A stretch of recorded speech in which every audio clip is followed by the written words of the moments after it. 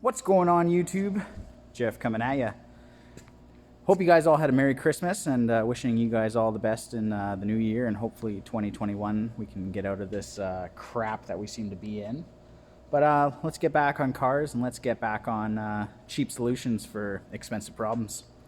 So last video I did was testing out Bardol stop smoke and stop leak and STP fuel injection cleaner on my 350,000K Honda, and then the timing belt went.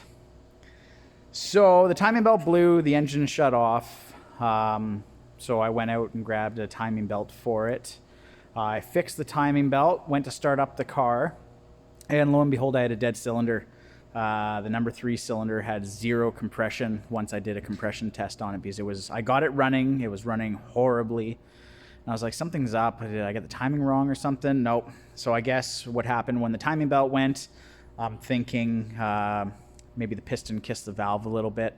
I did pull the cylinder head off. No chipped valves, so I'm just in the process of taking out the valves on the number 3 cylinder to see if maybe one's tweaked a little bit or something.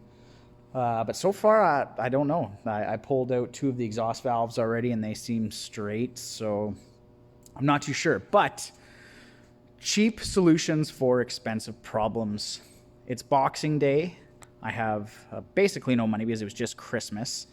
Hence why I'm driving a $500, 350,000 kilometer Honda Accord, because times are rough right now. It's COVID. I'm separated at the moment, you know, trying to make the best of all the worlds right now. Just trying to drive a cheap, reliable car. It has failed me. So, you know, some people can afford to go out and get another car. Some people can afford to have a mechanic at $100 an hour just fix the problem for them. My dad always taught me, don't pay a man to fix what you can yourself with tools. But sometimes we don't have those tools, and sometimes those tools cost us money.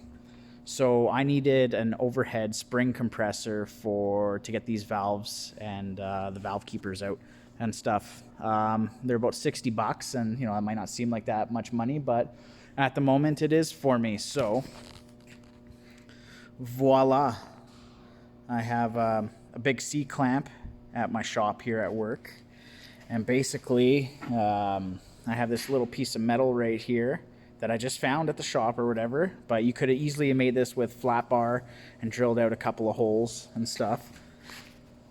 And let's see if I can get a better shot here.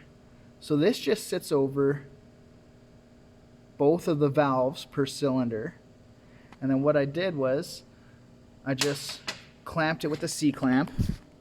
You see I got a little protection there for the valve faces.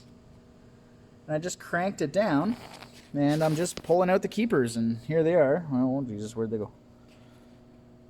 There. Whoa! Oh, see, here's what happens. So there's the little keeper right there. So I'm just going out, and I'm just pulling out the valves, and just making sure that they're straight.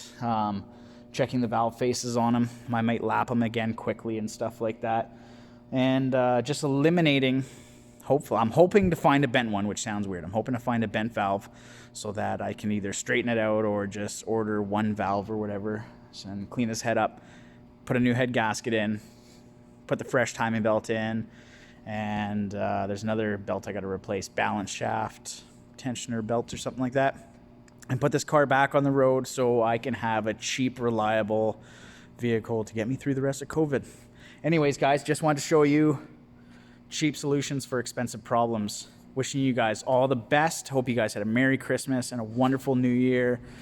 Hit like, share, subscribe, and stuff. Times are boring. Let's just watch YouTube videos and learn how to do awesome things. Take care, guys. Talk to you soon.